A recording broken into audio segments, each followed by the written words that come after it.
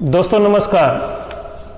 प्रधानमंत्री जी से गुजारिश है कि देश की न केवल राजधानी बल्कि प्रदेश की राजधानियों और सभी बड़े शहरों में जो शहरों में प्रवेश करने के रास्ते हैं, कम से कम चारों दिशाओं में 4 रास्ते तो होंगे ही या इससे भी ज़्यादा होंगे।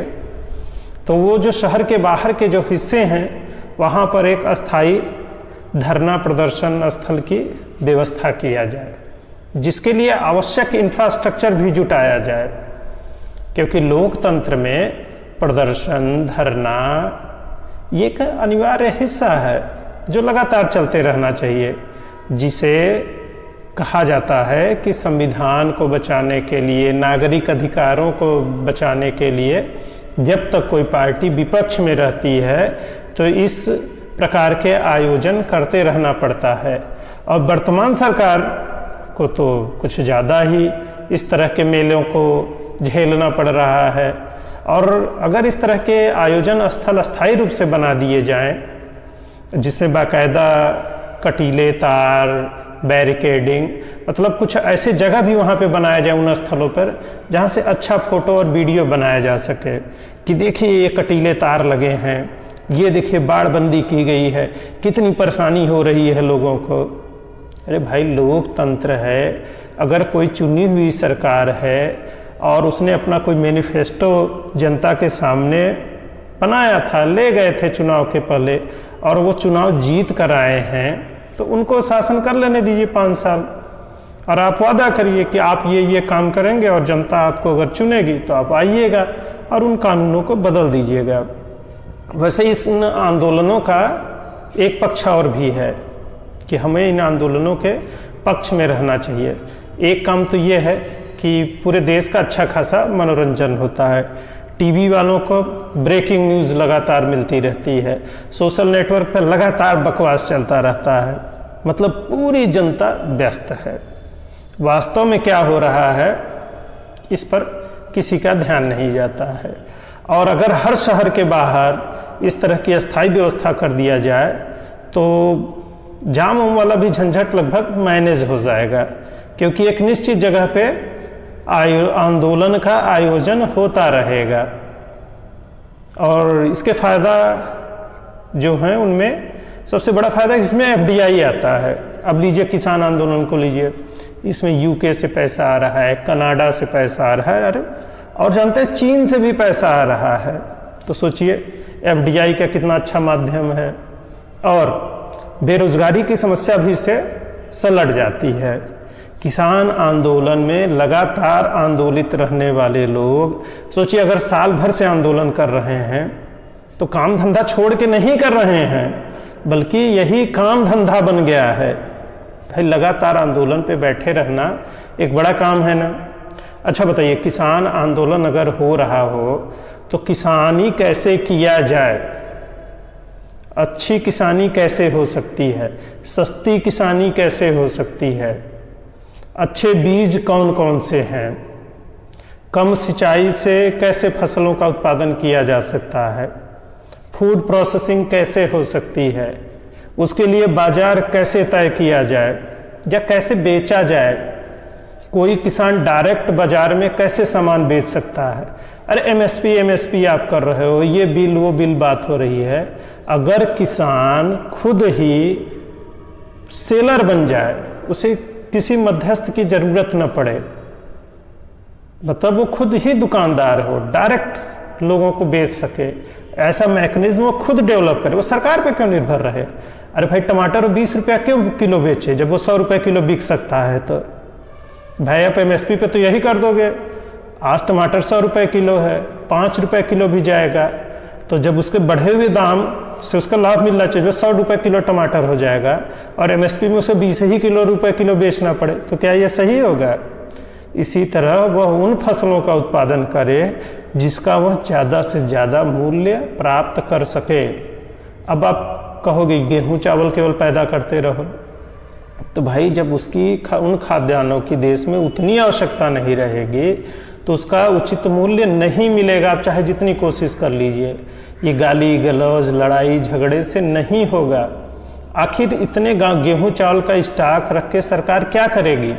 इस समय हमें दलहन और तिलहन की ज़रूरत है और सारे किसानों को एक आंदोलन की तरह दलहन तिलहन के उत्पादन में लग जाना चाहिए, क्योंकि आगे एथेनॉल ब्लेंडिंग की बात हो रही है। तो एथेनॉल कहाँ से आएगा? जब आप तिलहन का उत्पादन करेंगे तभी तो आएगा। जब तेल आपके पास रहेगा तभी तो आपको पैसा मिलेगा।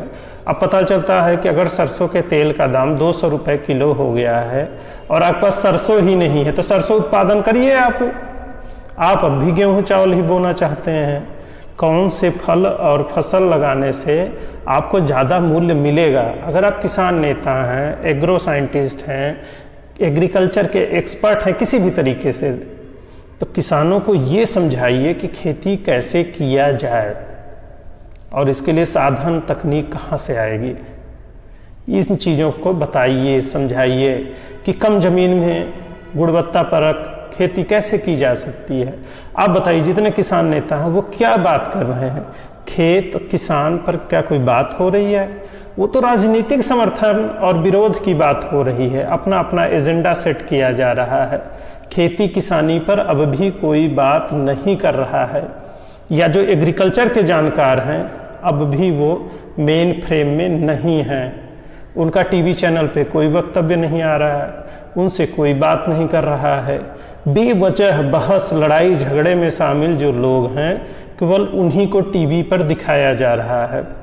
अब मान लीजिए जैसे हमारे राकेश टिकैत जी हैं, खेती किसानी कैसे किया जाए इसके बारे में तो हमने उनको कोई बात करते नहीं सुना। जमीन की गुणवत्ता और उत्पादकता कैसे बरकरार रखा जाए? भाई केमिकल फर्टिलाइज़र का इस्तेमाल किए बिना हम जो है जैविक खेती कैसे करें, इस पे कोई सुझाव दें, सलाह दें। भाई उन्होंने अपने गांव में अपने लोगों के बीच एग्रीकल्चर की मार्केटिंग के लिए क्या किया? मतलब एक मजबूत बाजार बनाने के लिए हमारे किसान नेताओं ने क्या किया? भाई वो सरकार से पैसे लेकर नहीं चलेगा, क्योंकि सरकार जो योजनाएं बनाएगी उसे सरकारी अफसर, ठेकेदार, मतलब बाकी जैसी योजनाओं में होता है उसी तरीके से चलेगी। जबकि किसान के पास तो इतनी बड़ी ताकत है, अन्न उपजाता है, जीवन की आधारभूत आवश्यकता, उसको तो सड़क पे आना ही नहीं चाहिए, उसके पास सरकार को जाना चाहिए। और सरकार वो किसान के नाम पर वो सड़कें जाम किया हुआ है। जब आप ऐसी फसल का उत्पादन करें, सोचिए गेहूं चावल के बिना कैसे काम चल सकता है? तो मूल्य तो आपको मांगना है, सरकार क्यों निश्चित करे एमएसपी या एमआरपी? एमआरपी जो होता है वो कोई जो प्रोडक्शन में जो भागीदार कंपनियां होती हैं, एमआरपी का निर्धारण वो करती हैं कि हमको किस मूल्य पर बेचना है। तो उनके सामान की गुणवत्ता, लोगों को उसकी ज़रूरत, उससे मूल्य का निर्धारण होता है। मतलब बाजार और उत्पादन, ये दो चीज़ें मूल्यों के निर्धारण के लिए आवश्यक होती हैं। अगर अति उत्पादन होगा, उसका कंजप्शन नहीं होगा, तो आपको उचित मूल्य नहीं मिलेगा। अब मान लीजिए अंतर्राष्ट्रीय स्तर पर गेहूं चावल का मूल्य कम हो रहा है या कम है, तो आपकी फसल को उससे अधिक दाम नहीं मिलेगा। आखिर आप इस अतिरेक उत्पादन का क्या करेंगे? तो ऐसे में आपको अपने उत्पादन के तरीके और बाजार में उसकी खपत कैसे होगी, इन बातों को समझने की आवश्यकता है। और इसको किसान को समझना है, सरकार को नहीं समझना है। सरकार कोई भी योजना बना देगी, क्या वो किसानों तक पहुंच जाएगी? क्या किसान उसका फ़ायदा उठा पाएंगे? कभी नहीं उठा पाएंगे। उसका फ़ायदा वही किसान उठा पाएंगे जो इस लायक होंगे, उन्हें इतनी समझ होगी कि वो उन चीज़ों को अपने पक्ष में उसका दोहन कर सकें। तो हमें किसानों को इस लायक बनाना होगा, हमें बनाना भी नहीं होगा, किसानों को बनना होगा, उनको बेचारा नहीं बनना है। क्योंकि किसान अगर अन्नदाता है तो सबसे पहले किसान को ये बात स्वीकार करनी होगी। सरकारों से उसे भीख मांगने की आवश्यकता नहीं है, उसे अपने उत्पादन के तरीके को सही करना होगा और जो बाजार के अनुकूल है, लोगों की जो आवश्यकता है, उन फसलों का उत्पादन करना होगा। देखिए आपको अपने आप मूल्य मिलेंगे। आप बताइए, अच्छा जो ऑफ सीजन में इस समय टमाटर मिल रहा है उसका मूल्य मजाल है कि कोई कम कर ले? अभी जो मटर मिलनी शुरू हो गई उसका मूल्य पर्याप्त है, 100 रुपये किलो है। अब सोचिए सीजन आते आते ये 20-25 रुपये किलो पर आएगी। तो जो फ़ायदा लेने वाले किसान हो तो अभी ले चुके होंगे फ़ायदा 1 महीने में। तो आपको किस तरह से कैसे उत्पादन करना है, जब तक यह बात नहीं सीखेंगे आप कृषि से जीवन यापन नहीं कर पाएंगे। और हाँ, एक बात सबसे ज़रूरी बात है कि कृषि अब बेचारगी और लाचारगी का प्रतीक नहीं है, क्योंकि लाचार और बेचारा आदमी अब खेती नहीं कर सकता है और खेती करने के लिए पर्याप्त पढ़ा लिखा होना पड़ेगा और उसमें पूंजी भी लगानी पड़ेगी। तो मतलब कोई गरीब लाचार बेबस आदमी खेती नहीं कर सकता है। तो इसीलिए जो किसान बिल आया तो उसमें कॉन्ट्रैक्ट फार्मिंग इसीलिए होगी कि 10-20 किसान मिलके एक बड़ा प्लाट बनाएंगे, किसी कंपनी से समझौता करेंगे, तकनीक और पैसा लगाएंगे, तब आप खेती कर पाएंगे। क्योंकि दुनिया के जितने विकसित देश हैं ये बेचारी वाली खेती करके कोई संपन्न नहीं बना है। और आप अपने भी आसपास देख लीजिए, जो बड़ी खेती करने वाले लोग हैं वो बेचारे लोग नहीं हैं, या समाज में जितने भी बड़े काम करने वाले लोग हैं कहीं भी कोई बेचारा आदमी नहीं होता है। वो उसके संघर्ष होते हैं, वो उसके परिश्रम होते हैं, वो उसका पौरुष होता है, वो उसकी बुद्धि होता है जो उसे आगे ले जाता है। बैसाखी के सहारे कुछ दूर आप चल सकते हैं और लंबी दूरी तय करने के लिए आपको खुद लोगों की बैसाखी बनना पड़ेगा। मतलब आपको सहारा देने जितना ताकत आप में होना पड़ेगा। पता चला आपको थोड़ा सा कोई मदद कर सकता है, जैसे सरकारी योजनाएं या किसान सम्मान निधि जैसी जो योजनाएं हैं, 6000 साल में कोई खेती किसानी नहीं हो सकती। ये एक उंगली पकड़ने जैसा है कि आपको थोड़ी सी मदद मिल गई और आप अपने बल पे सब कर लीजिए। किसी को बैसाखी पकड़ा दीजिए और कहे अब आप दौड़ो, तो नहीं होगा। दौड़ना तो आपको ही पड़ेगा और दौड़ते हुए आपको इतना सक्षम होना पड़ेगा कि जिनके हाथ में बैसाखी है या जो कमज़ोर है उनको भी अपने साथ ले सकिए कि चलो हम साथ में रेस पूरी करेंगे। ये तो बड़ी आदर्श की बात हो गई, लेकिन कम से कम खुद बैसाखी की उम्मीद मत करिए और अपनी प्रतिभा पर, बुद्धि पर, अपनी क्षमता पर पूरा भरोसा करिए। और आप कृषक हैं तो ये कोई शर्म की बात नहीं है। और बस आपको खेती के सही तरीके आप ही को ईजाद करने पड़ेंगे, क्योंकि हमारे जो साइंटिस्ट हैं, जो बड़ी बड़ी बात करने वाले लोग हैं, वो किसान और खेत तक नहीं पहुंच पाए हैं और पढ़ा लिखा और संपन्न तबका अभी खेती की तरफ नहीं जा रहा है। जबकि विदेशों में खेती करने के लिए लोग बाकायदा पढ़ाई करने के बाद खेती और किसानी से जुड़ते हैं। हमारे यहाँ ये डिग्री लेकर सरकारी नौकरियों में जाया जाता है जहाँ कोई काम न करना पड़े। जिस दिन आप सोचिए BSc AG, MSc AG, पता नहीं कौन कौन सी एग्रीकल्चर में डिग्रियाँ बढ़ती हैं, क्या वो खेत और किसान से बात करते हैं, खेती किसानी से जुड़ा काम करते हैं?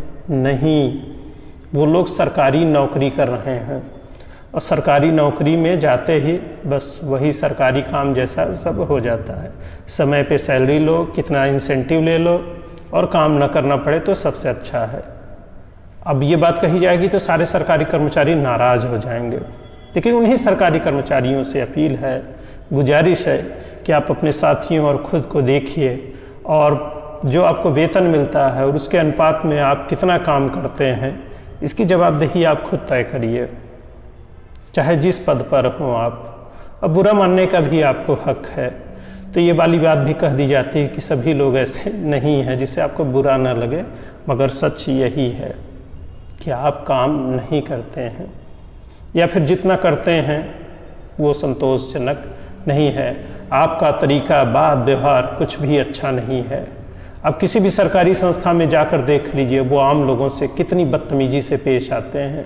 पुलिस और प्रशासन की तो बात छोड़ दीजिए, सरकारी शिक्षक और बैंक कर्मचारी तक आम आदमी को उसकी औकात बताते रहते हैं और पुलिस वाले और प्रशासनिक अधिकारी तो राजा महाराजा जैसे हैं।